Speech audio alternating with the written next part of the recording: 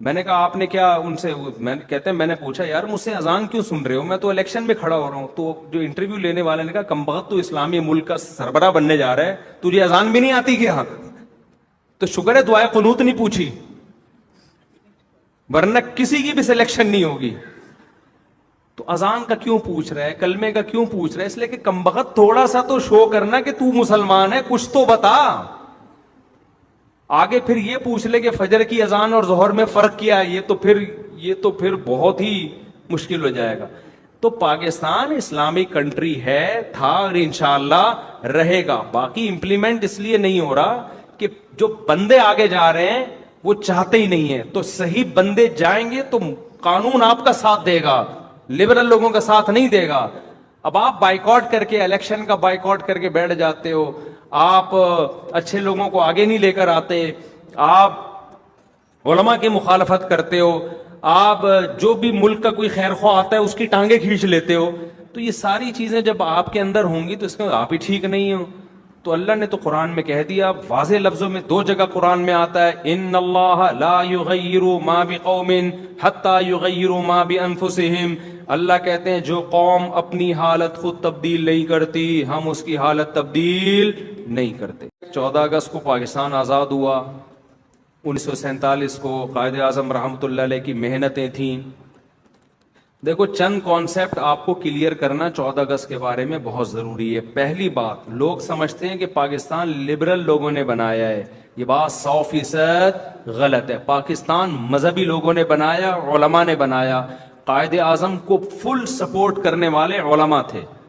لوگ کہتے ہیں قائد اعظم لبرل آدمی تھے، یہ بھی 100% غلط ہے. میرا اس بارے میں چند سال پہلے بیان ہوا ہے کہ قائد اعظم شروع میں لبرل تھے، آخر میں مذہب کی طرف آئے تھے، اور مذہب سے محبت، اللہ سے محبت، اسلام سے محبت نے ان کو مجبور کیا تھا کہ مسلمانوں کے لیے الگ وطن ہو. لوگوں کا ماضی کیا گزرا ہے ہمیں اس سے بحث نہیں ہوتی. بعض لوگوں کو نہیں پتا ہوتا اس لیے وہ لبرل ہوتے ہیں کہ قائد اعظم رحمت اللہ علیہ مذہب کی طرف آئے تھے اور علماء نے ان کا ساتھ دیا اسی بیس پر کہ یہ مذہب سے محبت کرتے ہیں.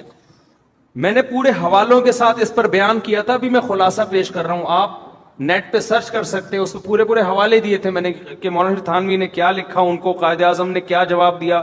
قائد اعظم حضرت مولانا اشرف علی تھانوی رحمۃ اللہ سے کتنی محبت کیا کرتے تھے. تو یہ جو علامہ شبیر احمد عثمانی نے قائد اعظم کی نماز جنازہ پڑھائی ہے، قائد اعظم کے کہنے پہ پڑھائی ہے. سمجھ میں آ رہی ہے بات؟ وہ لبرل ہوتے تو وہ اتنے بڑے مولانا کو نہ کہتے کہ یہ میری نماز جنازہ پڑھائیں گے. اتنا پروٹوکول قائد اعظم نے علماء کو دیا کہ پاکستان دونوں، جب مشرقی پاکستان اور مغربی پاکستان دونوں، بنگلہ دیش اور پاکستان دونوں کا جھنڈا مولویوں سے کہا ہے کہ لہرائیں گے. یہ سمجھ میں آ رہی ہے بات؟ یہ دونوں علماء تھے. ان کی قرآن سے محبت، آپ ان کی قائد اعظم کی ہسٹری اٹھا کے دیکھیں تو انہوں نے، اب چونکہ اس کے لیے ایک تگڑا وکیل چاہیے تھا علماء کو، علماء چونکہ دنیاوی تعلیم سے آشنا نہیں تھے تو وکیل چاہیے تھا. تو ایسا وکیل جو مذہب سے محبت کرے، ورنہ انگریز نہیں چاہتا. دیکھو سب سے بڑی پتہ ہے کیا علامت ہے؟ باطل کے تیروں کا رخ دیکھا جاتا ہے نا کس طرف ہے. آپ اگر لندن کی لائبریریز میں جائیں گے نا، جو گئے ہیں انہوں نے بتایا ہے کہ مسلمانوں کے جتنے بھی ہیرو گزرے ہیں ان کا بڑا اچھا تذکرہ ہوتا ہے، جو جن کو ہیرو سمجھا جاتا ہے اگرچہ وہ ہیرو نہیں تھے. جیسے ترکی کا جو اتاترک تھا، بڑے اچھے اس کو ترکیوں کا باپ بنا کے پیش کیا ہے. قائد اعظم کے بارے میں گورا اچھے الفاظ میں تبصرہ نہیں کرتا. گورے کو تھا کہ انہوں نے ہمیں زخم پہنچایا ہے. گورے کی پالیسی کچھ اور تھی کہ یہاں مسلمان میں پسیں گے انڈیا میں نا، ہندوستان میں. گورے کی پالیسی یہ نہیں تھی کہ مسلمانوں کے لیے الگ ملک ہو. تو پہلا تو آپ نے کانسیپٹ یہ کلیئر کرنا ہے کہ قائد اعظم رحمت اللہ علیہ جو بانی پاکستان تھے، علماء کی، ٹھیک ہے کچھ علماء مخالف بھی تھے لیکن وہ اس بیس پہ مخالف تھے، ان کی رائے یہ تھی کہ انڈیا پاکستان کو ٹوٹنا نہیں چاہیے، اگر یہ ایک رہے گا تو ہم یہاں حکومت کریں گے ہندوستان میں. مولانا شریف تھانوی رحمۃ اللہ علیہ کی رائے یہ تھی کہ ہندو اکثریت میں ہے، مسلمانوں کے پاس کچھ بھی نہیں آئے گا اور انگریزوں کی ساری ہمدردیاں ہندوؤں کے ساتھ ہوں گی.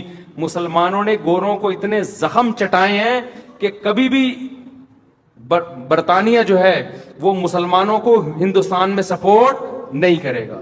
تو ابھی تھوڑا مل رہا ہے لے لو ورنہ اس سے بھی جاؤ گے, یہ مطلب تھا ان کا. تو ہماری رائے میں حضرت مولانا شریف تھانوی رحمۃ اللہ علیہ کی رائے درست تھی. باقی اختلاف اس میں تھا, لیکن وہ اختلاف بھی جب پاکستان بن گیا تو ہمیشہ کے لیے ختم.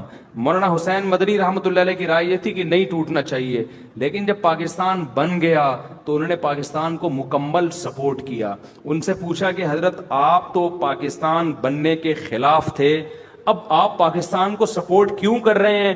انہوں نے کہا کہ مسجد بننے سے پہلے اختلاف ہو سکتا ہے کہ یہاں مسجد بننی چاہیے کہ نہیں, جب بن جائے تو وہ مسجد کیا ہے, قابل احترام ہے. کتنی زبردست رائے تھی ان کی. تو جو مخالف تھے وہ بھی پاکستان بننے کے بعد پاکستان کے حق میں ہو گئے تھے. تو اس میں علماء کا بہت بڑا کردار تھا.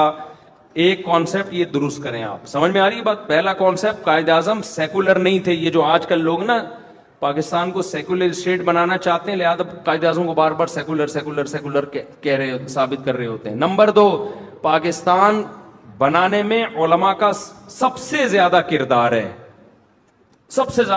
تو چینجنگ چینجر کے بغیر نہیں ہو سکتی. نیوٹن نے بھی ارشاد فرمایا دامت برکاتہم, چینجر کے بغیر چینجنگ نہیں ہو سکتی. تو چینجر ہم لوگ ہیں, تو تمیز سے چینجنگ کریں. اسکول بنائیں, ایسے اسکول جن میں ایجوکیشن ہائی لیول کی ہو اور ماحول اسلامی ہو. اب جو اسلامی اسکول کھلتے ہیں ان میں اسلامی ماحول ہوتا ہے, ایجوکیشن تیل لینے گئی بھی ہوتی ہے, بس ٹوپی پہنا دیتے ہیں, وہ شلوار یہاں تک لے آئیں گے اور پینٹ کے بجائے ناڑے باندھ دیتے ہیں شلواروں کے موٹے موٹے, اور سفید کرتے, سرمے ورمے لگا دیے. اسلامی ماحول, پڑھائی کہاں ہے ہی نہیں. جو ٹیچر ہیں وہ عجیب و غریب قسم کے پتہ نہیں کہاں کہاں سے ادھار لیے ہوئے ہوتے ہیں. تو جب معیار ہی نہیں ہے, معیار ان اسکولوں کا ہے جو انگریزی اسکول ہیں, بلکہ انگریزی نہیں کہنا چاہیے, جو لبرل اسکول ہیں ان کا معیار اچھا ہے. تو لوگ کہتے ہیں یار اپنے بچے کو ڈاکٹر بنانا ہے, مولانا بنانا ہوتا تو مدرسے میں لے جاتے اس کو, تو ڈاکٹر تو بنے کمبخت. تو معیاری ہیں کچھ بہت تھوڑے ہیں. تو آپ لوگوں سے میں کہتا ہوں اسکولوں کا جال بچھا دو, ایسے معیاری خاندانی اسکولوں کہ لوگ کہیں یار ہمارا بچہ یہاں پڑھے گا, نماز کا پابندی ہوگا, ماں باپ کا احترام بھی سیکھے گا, اور بہترین اسکالر بن کے نکلے گا, وہ بہترین ڈاکٹر بن کے نکلے گا, بہترین سائنٹسٹ بن کے نکلے گا, بہترین جج بن کے نکلے گا, آرمی کا بہترین آفیسر بنے گا یہ فیوچر میں. تو یہ ساری چیزیں ہم کر سکتے ہیں, لیکن ہم اس پر سوچنے کے لیے تیار بولو نہیں. اور جو کرتا ہے تو اس کی ٹانگیں کھینچنا شروع کر دیتے ہیں, نہ اچھا خود کرتے ہیں نہ کسی اور کو کرنے دیتے ہیں. یہ مارکیٹ میں چل رہا ہے. ہمیں انقلاب پتہ ہے کیسے چاہیے, اڑا دو, کنٹینر لا کے اسلام آباد بند کر دو, اس طرح ہمیں انقلاب چاہیے.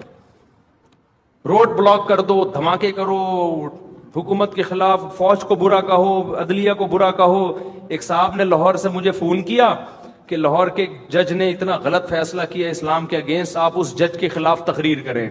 میں نے کہا میں جج کے خلاف تقریر کروں گا, اگلی تقریر کے میں قابل نہیں رہوں گا, توہین عدالت کا کیس چلے گا, مارکیٹ سے میں شارٹ ہو جاؤں گا, بس وہ میری آخری تقریر ہوگی اور عوام پہ اثر کچھ بھی نہیں ہوگا.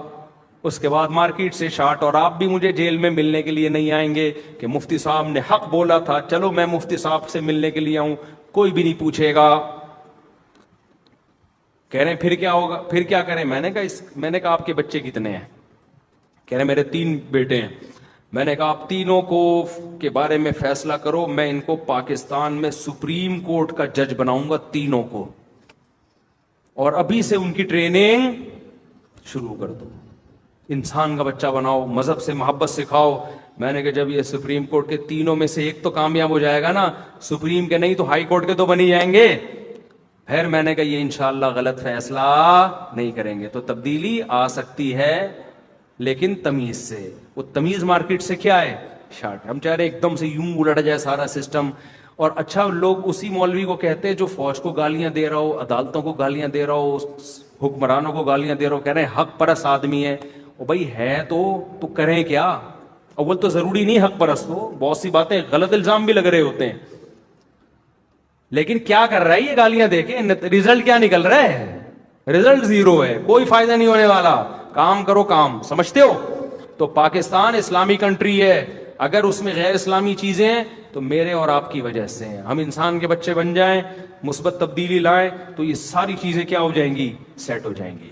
ملک ہمارے ساتھ ہے، قانون لا ہمیں سپورٹ کر رہا ہے. میں اسلام آباد یونیورسٹی گیا تھا پاکستانی لا پڑھنے کے لیے، تو جو ہم نے لا پڑھا سنا وہ سارے پروفیسر یونیورسٹی کے یہی کہہ رہے تھے کہ پاکستان کا آئین مولویوں کو سپورٹ کر رہا ہے. آئین کس کو سپورٹ کر رہا ہے؟ مکمل علماء کو سپورٹ کر رہا ہے. علماء آگے آنے کے لیے تیار نہیں ہے.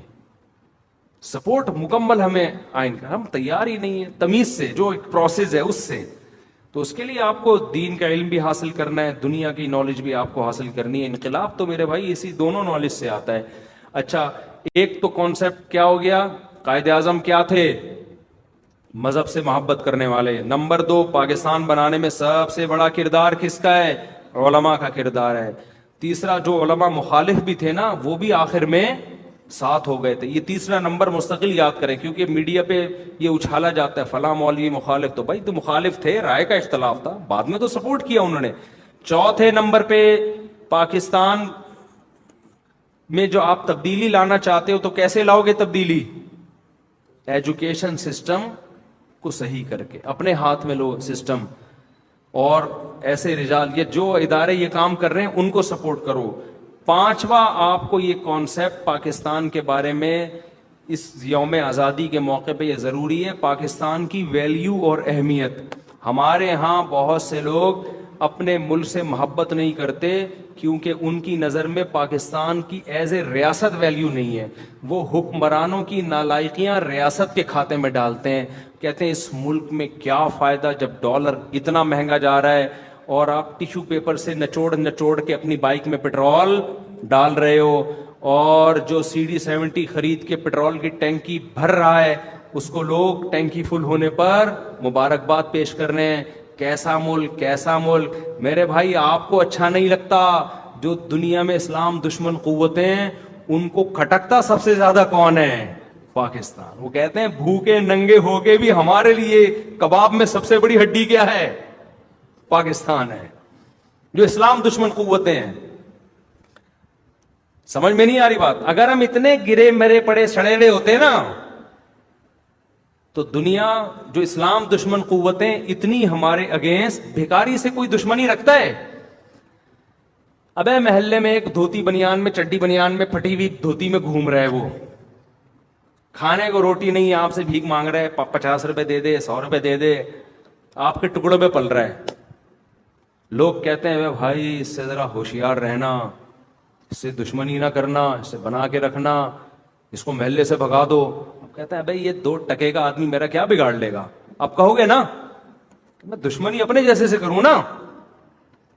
تو ہمارا امیج دنیا میں بھکاری، IMF سے قرضے، ڈالر یہ جا رہا ہے وہ جا رہا ہے، اس کی بیس پر ہم یہ سمجھتے ہیں بھکاری لٹے پٹے لوگ ہیں، ہم سے کوئی بھی نہیں ڈرتا، کسی کی نظر میں ہماری ویلیو نہیں ہے. لیکن جب آپ اسلام دشمن قوتوں سے پوچھو گے وہ کہیں گے یار ہم نے لیبیا کو کھڈے لائن لگا دیا.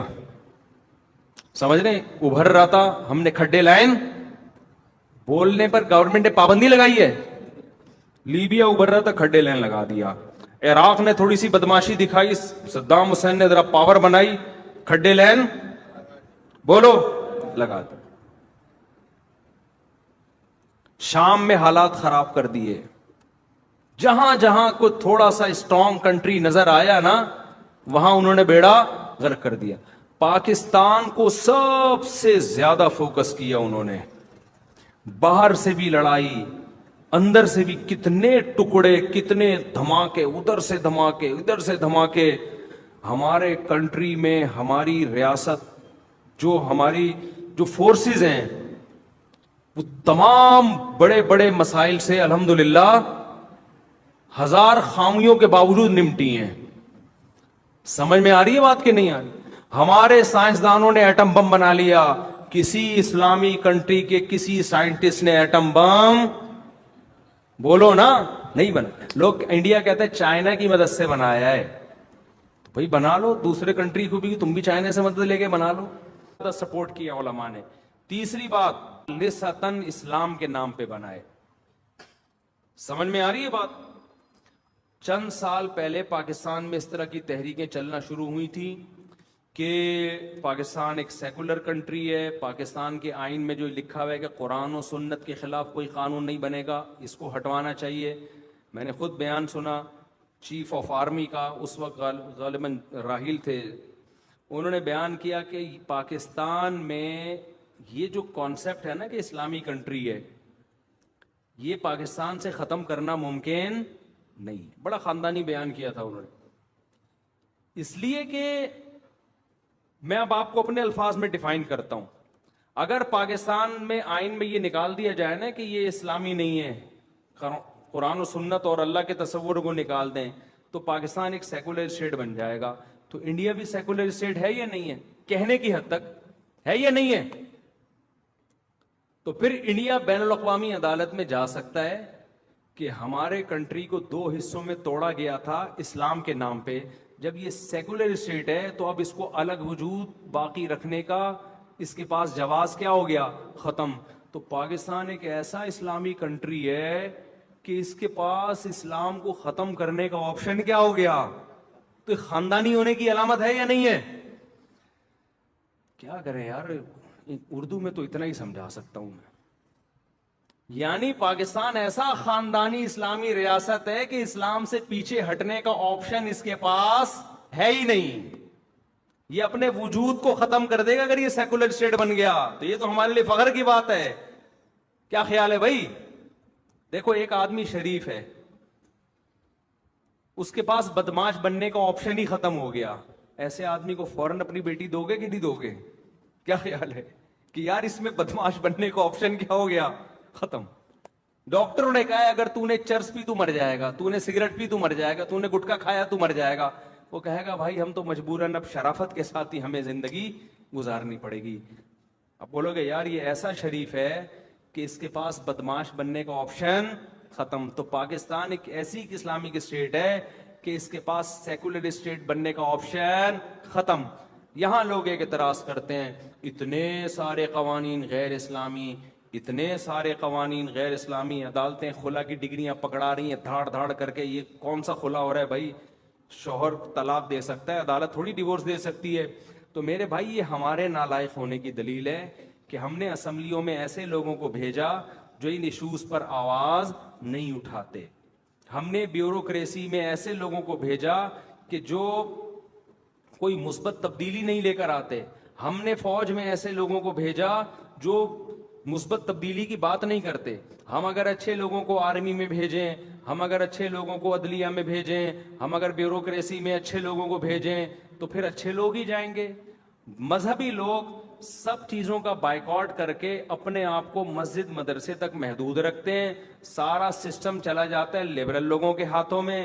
پھر وہ قرآن و سنت کے نام پہ ہی یہ جو عدالتی خلا ہے نا، لیبل اس میں قرآن و سنت کا لگا ہوا ہے۔ عدالت قرآنی آیتیں پڑھ پڑھ کے خلا کی ڈگری دے رہی ہوتی ہے۔ وَإِنْ خِفْتُمْ أَلَّا يُقِيمَا حُدُودَ اللَّهِ، یہ سورہ بقرہ کی آیتیں لکھی ہوئی ہوتی ہیں خلا پہ کہ حدود اللہ پہ چونکہ ایکچولی قائم نہیں رہ سکتے لہذا میں ان کو طلاق دے رہا ہوں۔ ابے قائم نہیں رہ سکتے تو کہاں سے طلاق دے رہا ہے؟ نا تو لیبل سب قرآن و سنت ہی لگا۔ ایک صاحب نے مجھے کہا نا کہ وہ جنہوں نے قل ہو اللہ غلط پڑھی تھی، کون تھے وہ؟ رحمان ملک صاحب، انہوں نے قل ہو اللہ غلط پڑھی۔ مجھے کسی نے کہا دیکھو مفتی صاحب آپ بار بار کہتے ہو اسلامی کنٹری ہے، یہ کیسا اسلامی کنٹری ہے جس میں اتنی بڑی پوسٹ پہ آدمی کو قل ہو اللہ نہیں آتی؟ میں نے کہا یہ اسلامی کنٹری ہے جس کو قل ہو اللہ نہیں آتی مجبور ہے قل ہو اللہ پڑھنے پر۔ سمجھ میں آ رہی ہے بات؟ سسٹم کہہ رہا ہے قل ہو اللہ پڑھنی پڑے گی، آپ کو بسم اللہ پڑھنی پڑے گی، تقریر کا آغاز بسم اللہ سے شروع کرنا ہے، قل ہو اللہ پہ ختم کرنا ہے۔ سمجھ میں آ رہی ہے بات؟ جس کو نہیں بھی آتی وہ مجبوراً پڑھ رہا ہے۔ جب یہ الیکشن کے لیے سلیکشن ہو رہی تھی نا تو انٹرویوز ہو رہے تھے، سرگودا میں تھا تو الیکشن ہونے والے تھے، 20-25 سال پرانا واقعہ ہے۔ تو بہت سارے کینڈیڈیٹ جو آتے ہیں سلیکشن کے لیے تو ان کو پرمیشن ملتی ہے نا کہ آپ الیکشن میں کھڑے ہو سکتے ہیں۔ تو مجھے کسی سیاستدان نے بتایا یار مجھ سے اذان پوچھ رہے ہیں، اذان سناؤ۔ تو یہ کیوں پوچھ رہے ہیں؟